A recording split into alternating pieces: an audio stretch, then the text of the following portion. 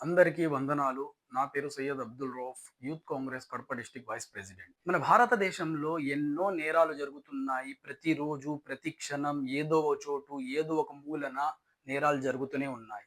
ఈనాటి అతి పెద్ద నేరం ఓట్ చోరీ అంటే ఓట్ దోపిడీ.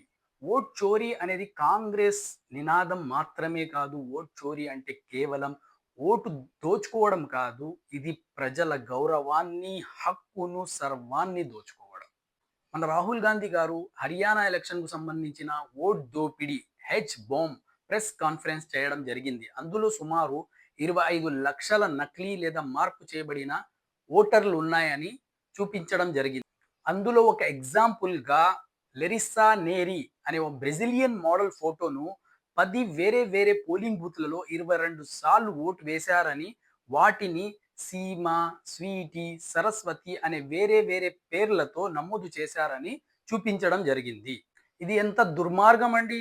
ఇది అన్యాయం కాదా? ఇది మోసం కాదా? ఇది ఓట్ చోరీ కాదా? ఓట్ దోపిడీ కాదా? అని నేను ప్రశ్నిస్తున్నాను. ఇదే ప్రెస్ కాన్ఫరెన్స్‌లో మన రాహుల్ గాంధీ గారు జెన్‌జీల గురించి మాట్లాడడం జరిగింది. జెన్‌జీ అంటే ఎవరు? జెన్‌జీ అంటే మన భారతదేశం యువత. 990 తర్వాత పుట్టిన యువతకు జెన్‌జీ అని పిలుపునిస్తూ వాళ్ళ భవిష్యత్తు కోసం రండి మనం అందరం కలిసి మన భారతదేశాన్ని కాపాడుదాం. యువత ముందుకు కదిలి రండి. భయపడకండి. ఇది మన దేశం, మన హక్కు, మన భవిష్యత్తు. అందరం కలిసి ఓట్ దోపిడీని అడ్డుకుందాం. మన ప్రజాస్వామ్యాన్ని కాపాడుదాం. జై హింద్, జై కాంగ్రెస్.